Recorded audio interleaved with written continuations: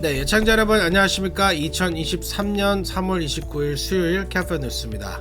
오늘 새벽 비가 거세게 내렸지만 아침부터 날이 개어 화창하고 천명한 봄 날씨를 보였습니다. 여러분들 오늘 하루 어떠셨습니까? 다들 기분 좋은 하루 보내셨으리라고 생각합니다. 오늘의 주요 뉴스 헬라인입니다. 캘리포니아가 전국에서 처음으로 거대 정유 업체들의 가격 횡포에 제동을 거는 강력한 규제법을 제정했습니다. 어제 뉴섬 주지사가 서명했습니다.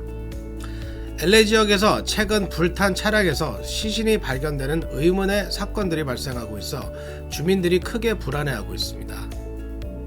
테슬라 공장이 있는 북가주 프리먼트 시가 전국에서 가장 행복한 도시로 꼽혔습니다. 남거주에서는 어바인이 전국 6번째로 행복한 도시로 조사됐습니다. 한국과 미국 등 전 세계 120여 개국이 참여하는 2차 민주주의 정상회의가 오늘 개막했습니다. 지난 수세기 동안 차별받아온 흑인들에게 금전적 보상을 해주기 위한 논의가 진행 중인 가운데 캘리포니아에서만 8천억 달러가 소요될 수 있다는 분석이 나왔습니다. 미국과 러시아의 핵 긴장이 고조되고 있습니다. 러시아는 미국과 핵 정보 공유를 중단한다고 선언했습니다. 메이저리그가 내일 개막합니다. 올해부터 달라지는 규정들이 많습니다.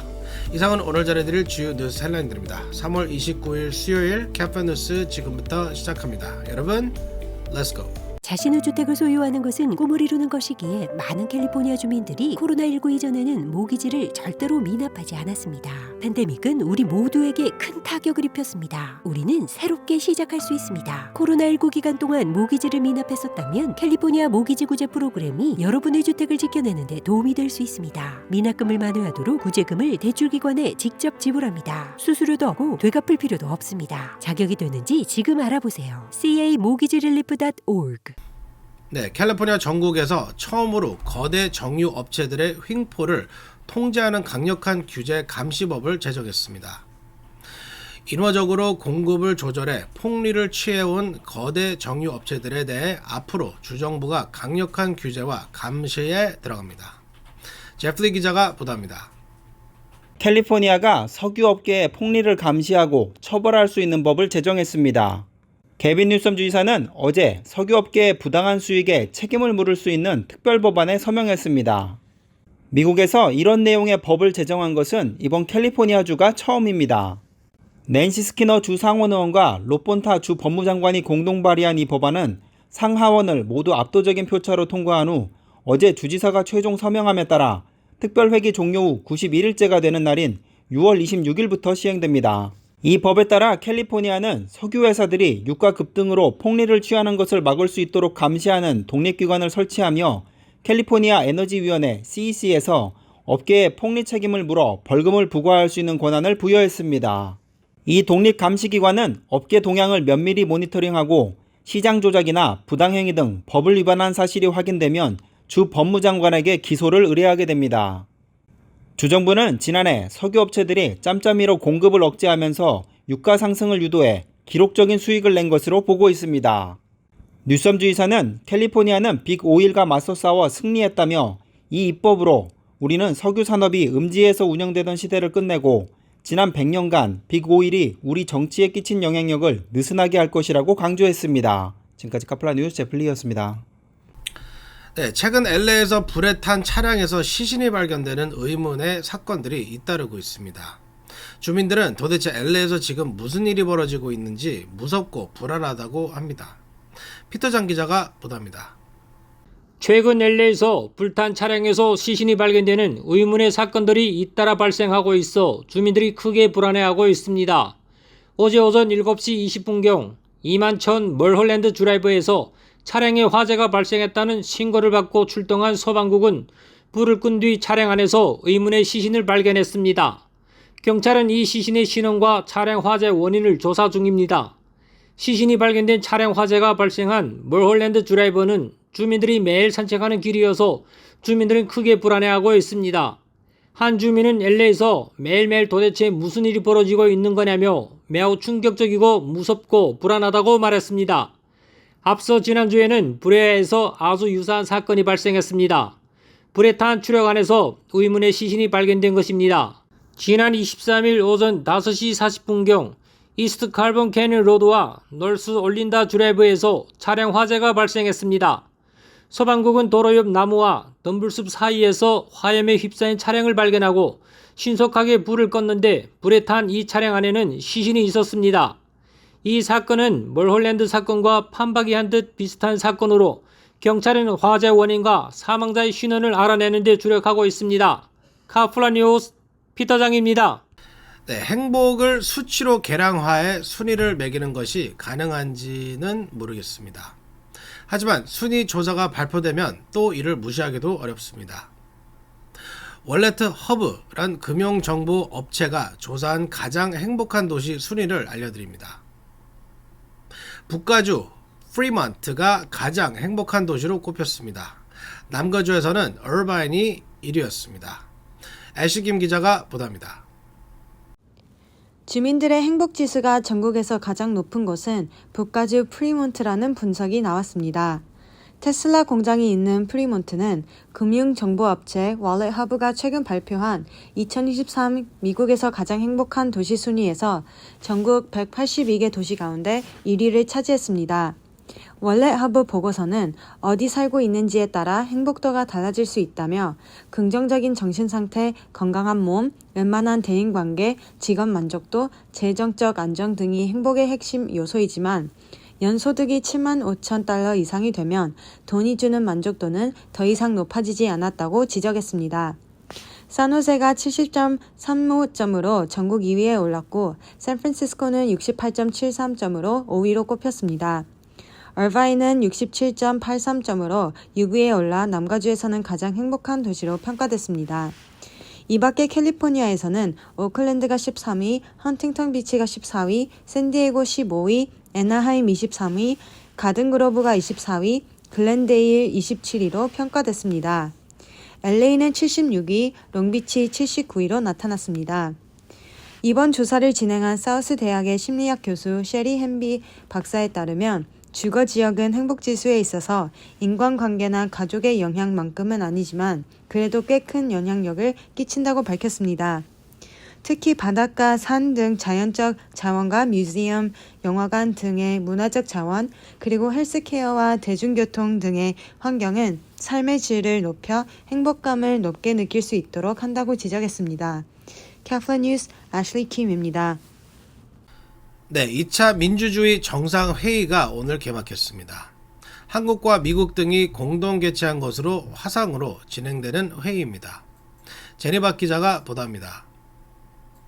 제2차 민주주의 정상회의가 오늘 개막했습니다.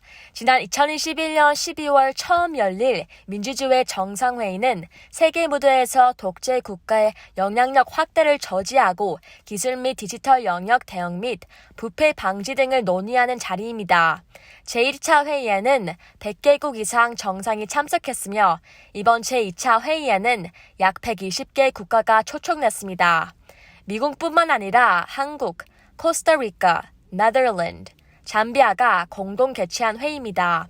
조 바이든 대통령은 오늘 개막 연설에서 미국이 전 세계에 민주주의 강화를 위해 6억 9천만 달러를 지원하겠다고 약속했습니다. 이 기금은 자유롭게 독립적인 언론을 지원하고 부패와 싸우며 인권을 강화하고 민주주의를 향상시키는 기술을 발전시키고 자유롭게 공정한 성과를 지원하고 프로그램에 초점을 맞추게 됩니다. 바이든 대통령과 윤석열 대통령은 정상회의의 개막식 공동 성명에서 피지배자들의 동의에 뿌리를 둔 투명하고 책임 있는 통치를 강화하는 것이 우리 시대의 근본적인 의무라고 말했습니다. 네덜란드의 마크 루터 총리는 러시아의 침공은 세계 민주주의 국가들에게 충격적인 순간이었다고 말했습니다. 지난 1차 민주주의 정상회의는 미국이 단독으로 주최해 중국과 러시아의 대사들이 1차 정상회의를 비판한 바 있습니다. 그러자 이번에는 코스타리카, 네덜란드, 한국, 잠비아 등 4개 공동 개최국을 모집했습니다. 차기 3차 회의는 한국이 주최하기로 했습니다. 윤석열 대통령과 조 바이든 대통령은 29일 공동 성명을 내고 한국이 3차 민주주의 정상회의를 주최할 것이라고 발표했습니다. 한국이 2021년 미국 주최로 열릴 1차 회의는 참여하고 이날부터 이틀만 열리는 2차 회의의 공동 주최국으로 이름을 올릴 때 이어 차기 회의를 직접 주최하기로 한 것입니다. 카서 뉴스 전해드리겠습니다.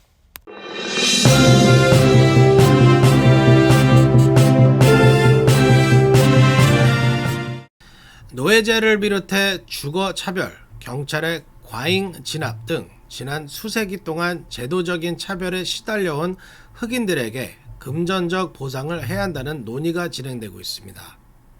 캘리포니아에서는 흑인들에 대한 보상에 최소 8천억 달러가 소요된다는 분석이 나왔습니다. 제플리 기자가 보도합니다. 차별을 받아온 흑인들을 금전적으로 보상해야 한다는 목소리가 커지는 가운데 캘리포니아 주에서만 보상을 하는 경우에도 8천억 달러의 천문학적인 금액이 소요될 것이라는 추산이 나왔습니다. 캘리포니아 흑인 보상 태스크포스 팀이 경제학자들에게 의뢰한 결과 수세대 동안 캘리포니아 흑인 거주민들이 당해온 경찰 탄압, 교도소 차별 수감, 주택 공급 차별 등을 보상할 경우 이 같은 금액이 소요될 것으로 예상됐습니다. 이 추산치는 인구 3,900만 명인 캘리포니아 연 예산 3천억 달러보다 2.5배 더 많은 것입니다. 이 추산치에는 평균 수명을 짧게 만든 보건격차 보상으로 나이 든 흑인 한 명당 100만 달러를 지급하는 권고안은 포함시키지 않은 것입니다. 뿐만 아니라 정부에 의한 흑인 부동산 강압 수용 및 흑인 사업체의 고의 저평가 보상액도 포함시키지 않은 것입니다. 보상 태스크포스는 오늘 경제학자 팀의 추산치를 논의하고 이를 채택할지 여부를 결정합니다. 태스크포스는 흑인 거주민들을 지금도 괴롭히고 있는 인종차별 시스템에 대해 주정부가 어떤 방식으로 속죄할 것인지에 대해 오는 7월 1일까지 주의회에 권고안을 제출하게 됩니다. 흑인 보상을 지지하는 측은 캘리포니아가 그간 노예제를 공식 인정한 적이 없더라도 흑인이 견뎌야 했던 차별이 실제했던 만큼 보상을 해야 한다는 입장입니다. 반면 반대자들은 캘리포니아가 노예제도를 공식 인정한 적이 없는 만큼 현 납세자들에게 수백 년 전에 시작된 차별보상 책임을 떠넘길 수는 없다고 주장하고 있습니다. 지금까지 카프라 뉴스 제플리였습니다. 네, 미국과 러시아의 핵 긴장이 고조되고 있습니다. 러시아가 벨라루스의 핵미사일 배치 계획을 발표한 데 이어 미국과의 핵정보 공유 중단을 선언했습니다. 제니박 기자가 보도합니다. 러시아가 벨라루스에 핵무기를 배치할 계획이어서 러시아와 미국의 핵 긴장이 고조되고 있는 가운데 러시아가 미국과의 핵정보 공유를 중단한다고 발표했습니다.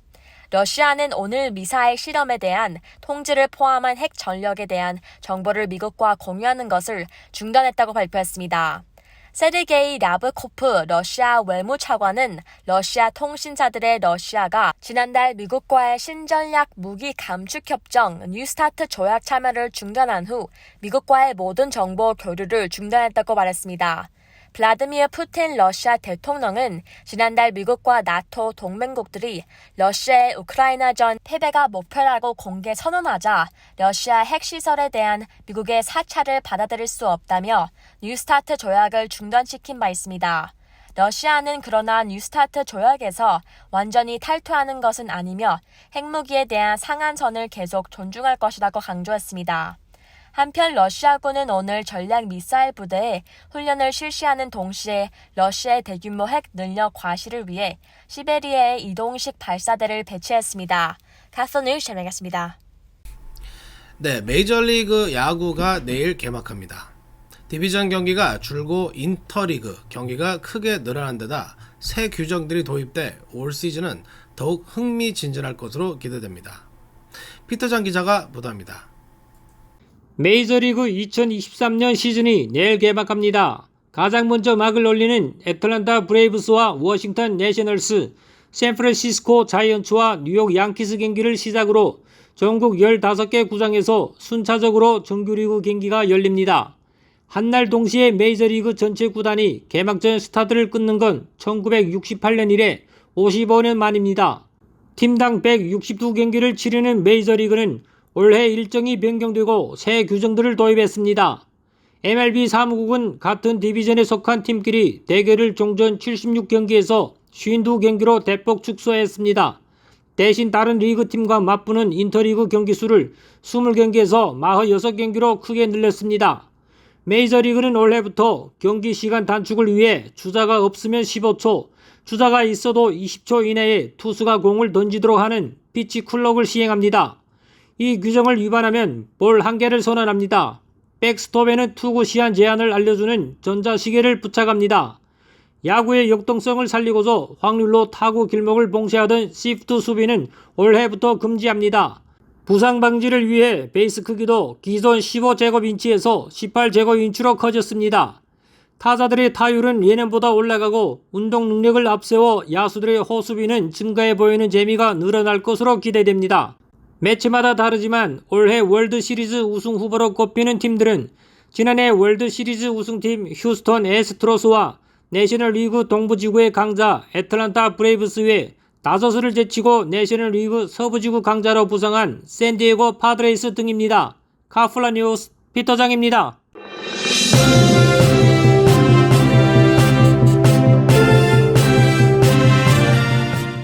네, 마지막으로 한 가지 알려드릴 말씀이 있습니다. 카플라누스 리포터로 활약해주고 계시는 세라피아 김 LA 시장 보좌관이 최근 지미 고메즈 연방 하원 의원 보좌관으로 자리를 옮겼습니다. 세라피아 김 보좌관은 고메즈 의원 사무실에서 지역구와 디지털 어시스턴트 일을 하게 됩니다. 세라피아 김 기자님 축하드립니다. 오늘 준비한 소식은 여기까지입니다. 좋은 밤 되시기 바랍니다. 2023년 3월 29일 수요일 캡판 뉴스 여기서 마치겠습니다. 좋은 밤 되시기 바랍니다. 감사합니다.